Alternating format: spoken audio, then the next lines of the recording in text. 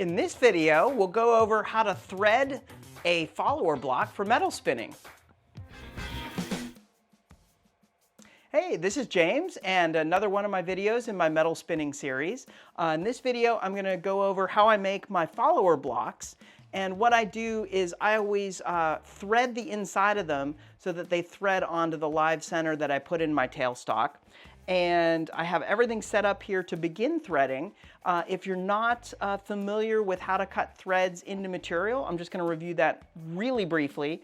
And the most important thing is to have as close to the exact right size drill bit to make that pilot hole, so that when you go in with a tap to cut those threads into the material, that you have enough material for those threads to remain on the inside and really grip the material that you need to thread it onto.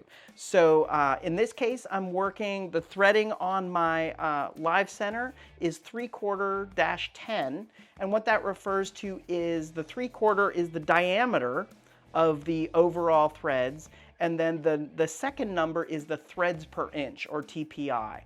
So you might have seen in basic house hardware like 1/4-20 or something like that. So again, that's just the diameter of the material with the threads per inch.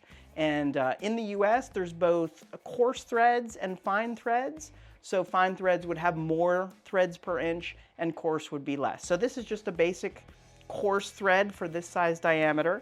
And what I have here is a 5/8 size drill bit, so it's less than the diameter of the threads, and that I'll drill into this block of material so that there'll be enough material left for me to cut those threads. So we'll get that started here.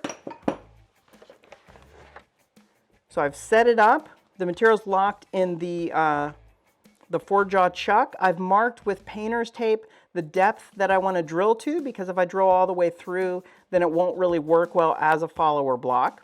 But I want to make sure that I have enough material to thread into. And if you've seen my drilling the hole video, one thing that's a little bit different on lathes is that the material spins and the drill bit remains stationary. So with larger drill bits, you can either drill a pilot hole. For the sake of this video, I'm just going to go for it. It's just going into wood or something like that. And then you can just remove the drill bit and brush out any extra material. So let's give it a go.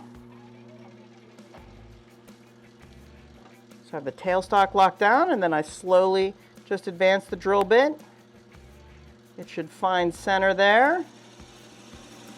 And just slowly work the drill bit into the material.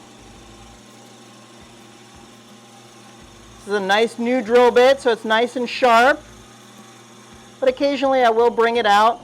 Make sure that the flutes of the drill bit don't get clogged up. And you can carefully sort of brush those out of the way. I'll keep going.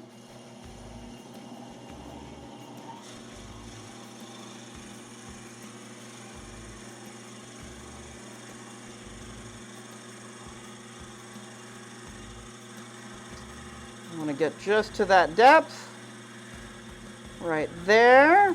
So that's good enough. Bring the drill bit all the way out. Whoa! You can notice that it gets a little squeaky if those flutes get all clogged up with material, but that's just fine. And so we have the hole prepared for the right size to start threading. So I will just magically get that set up, and then we'll start threading the hole. All right, so now we're ready to cut the threads in the material, and I've placed the tap wrench, which is the tool that holds the tap for cutting the threads into the material. And I learned this great trick for cutting threads or on a lathe, where there's usually a sort of little countersunk impression on the back of the taps where you can center it up with a tailstock, and that keeps it perfectly in alignment with the hole that you're trying to cut the threads. You could certainly do this by hand. You could hold the piece and the tap wrench and just sort of cut the threads by hand. But what naturally happens is there's a little bit of wobble, and so as you're cutting those threads, it can damage those threads, and you don't get as clean a cut of all of those threads, and it can get sort of off center or misthreaded or something like that. So I've set that up there. I've locked the spindle of the lathe so the material will just stay still.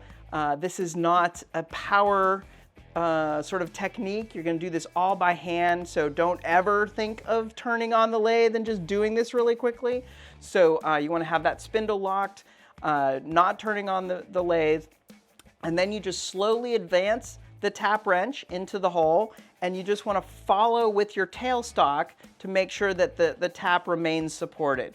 So you can just sort of dial in your center as the tap is advancing into the hole. Keep it nice and centered and supported. If this was a much smaller hole, I might be sort of reversing the tap wrench and clearing any of the chips out of the hole. But in this case, that's not really necessary. It's a nice big opening, and all those chips are going to fall into the flutes of the tap wrench. So I just kind of keep evenly advancing it. You can see everything is staying nice and centered. Those threads will be cut very cleanly, and you just want to follow with your tailstock to keep that wrench in the center.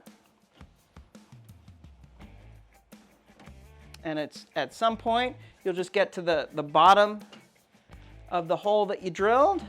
You'll encounter some resistance there. When threading holes of any size, if you're encountering any kind of resistance, you don't want to ever force it. And then as you're done, you can just sort of reverse that out.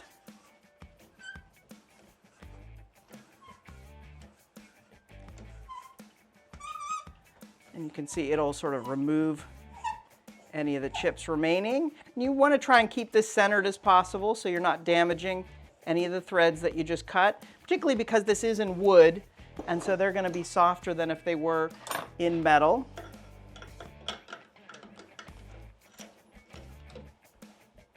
And there we have, I'm not sure if you can see on the video or not, but we have a threaded hole there that then I can set up on the lathe and turn into any shape of follower block that I like.